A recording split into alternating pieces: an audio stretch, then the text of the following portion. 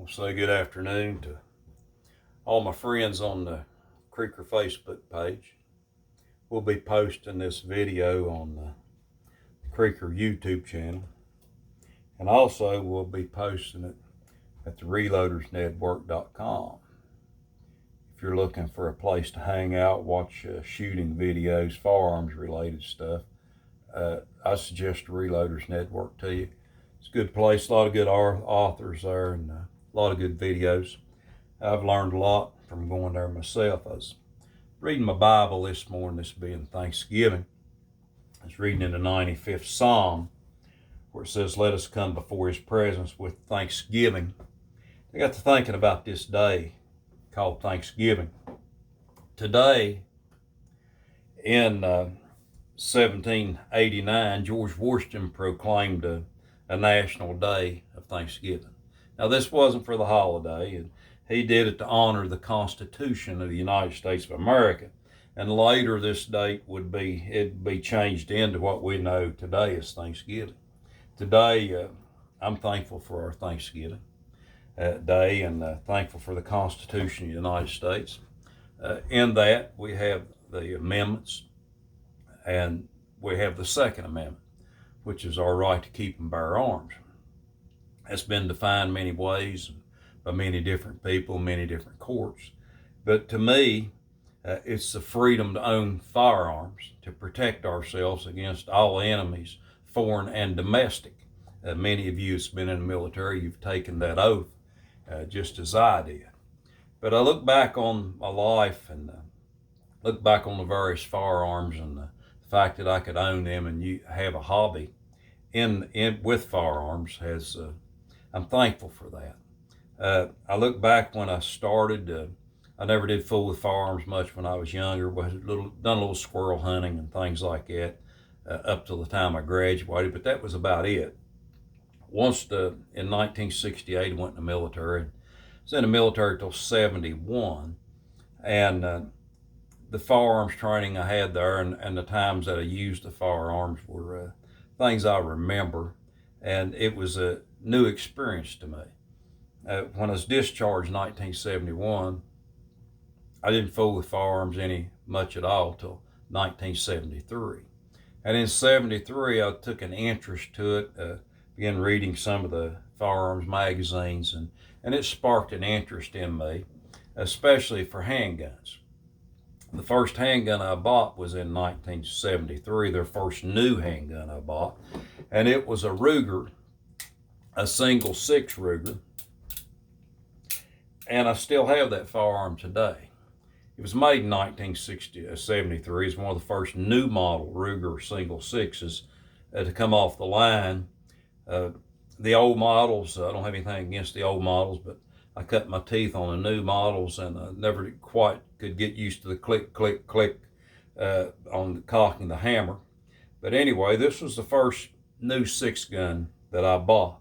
It's a 22 long rifle, real joy to shoot, got countless thousands of rounds through it. The gun never was very accurate. I put it up for several years. I just become disgusted with it because it wouldn't shoot the tight groups that I wanted it to shoot. Later on, I would remove the barrel, and a friend of mine would take a section of a 1022 barrel and cut the section out that measured the same as the Ruger barrel, and he threaded it and installed it here on my Ruger. Same for the ejector rod housing and all that. And this gun that would shoot 2.5, 3 inches at 25 yards now will shoot under an inch at 25 yards with the right ammunition. Made a big difference in it. We did change the front sight. Furman sent me a couple of sights to try, and we installed this front sight on the little handgun. Made a great difference in the sight picture, and I recommend those sights to about anyone. This one is a little high. As you can see, the rear sight is adjusted up quite a bit, but it gives a wonderful sight picture. It's serrated and gives you that good square look on the target, whether the target be game or whether it be paper, making the little 6 gun a lot easier to shoot. But this was my first handgun, and I'm thankful for this. Thankful for this little gun. It's taught me a lot about shooting. a lot about trigger control, sight picture, and things of that nature. And being a 22 long rifle, a lot of cheap shooting that I got out of this gun. But anyway, that's one of the things I'm thankful for in firearms today. I've owned several handguns, mostly Smith & Wesson and Rugers. The Rugers have made a big impact on my life, though I do shoot the Smith & Wessons a little better. The actions are a lot smoother. The lock time is a lot shorter. They're a lot easier to shoot than a Ruger is. But through the years, I've owned a few Rugers, not a whole lot, but I've owned a few. And one of the ones that I purchased, that I guess it was the first centerfire Ruger, or the second centerfire Ruger I purchased, was a 45 Colt. I still have that handgun today. This is a handgun that was made in 1976. It has the engraving, or the writing on the top of the barrel, made in the 200th year of American liberty. I didn't buy the handgun new. We purchased this in 1977, a year after it was manufactured. And I've owned the gun ever since. Got over 10,000 rounds through this particular gun. It was a very hard gun for me to learn to shoot. Like I said, the lock time is very long on this particular handgun. Hammer's pretty heavy. When you break the sear and turn the hammer loose, it'll shake the gun if you don't have a hold of it real good, and it takes a while to get used to such things. Another fault I have with the little handgun, it always shot high.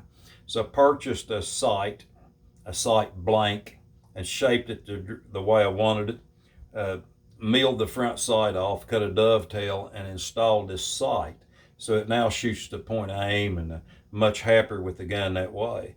I have an extra cylinder for this gun. I got an ACP cylinder for it, and a 45 Colt cylinder also. It's been a great little handgun. We have shot it extensively. This particular handgun may have taught me more about shooting a handgun than any handgun I ever owned. I've had the Smiths, and I shot a Model 29, 4-inch Model 29, almost exclusively for 8 years. And it taught me so much about a handgun, but this has really taught me the discipline because of the way that the lock work's set up and things of that nature. So when this handgun came my way, I had no idea that I would shoot it so much and use it so much. The biggest whitetail buck I ever killed in my life, I killed in the state of Montana with this handgun. So I'm thankful for this handgun today. It's a wonderful piece of machinery. So that's my two handguns that I'm thankful for today during my firearms career, if you want to call it a career, my hobby. I enjoy shooting these guns. And there's others, and we're not going to get into that today, but just wanted to make this short video to tell you I'm thankful for a lot of things. Thankful I live in the country that is the land of the free and the home of the brave. A lot of naysayers out there run the country down. They talk about this and they talk about that. Never was one to say our country was perfect, but our country has improved over the years. I see it continue to improve, and I'm glad for that. I just pray that our freedoms to keep and bear arms stay with us. I don't think that it can be removed short of war myself, but I enjoy this hobby. I've been privileged down over the years to never fire a shot in anger. And I hope and pray that I'll never have to do that. It's pure enjoyment for me. It's a hobby. I like to reload shells, cast bullets, like to do all the things that go with that hobby. So today, on this Thanksgiving in 2020, I'm thankful for living in this country. I'm thankful that the God I serve has saved my soul, and thankful for the Lord Jesus Christ. And I'm thankful today for these two Ruger handguns. But that's the video. We'll be posting it later on today, and I hope you enjoy it, and I hope that you have a blessed Thanksgiving.